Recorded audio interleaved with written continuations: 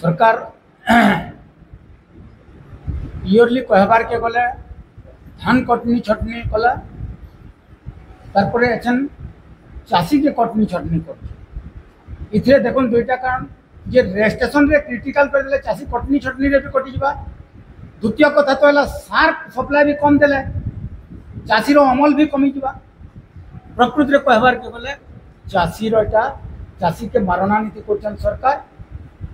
इतो सरकार क्षांत रहन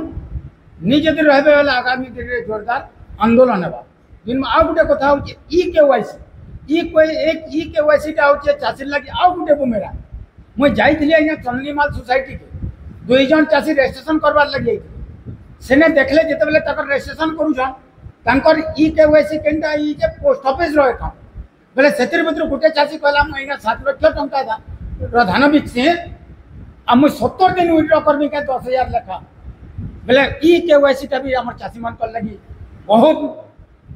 माने बुमेरांग हेबा। तो ई सब तो क्षांत रहन सरकार निजे क्षांत रहबे तार परिणाम भोगबा लागि प्रस्तुत परवर्ती पदक्षेप हमें राजो रास्ता नहीं करी ई जेन सरकारी कल अच्छे ऑफिस पाती ई सब के हमें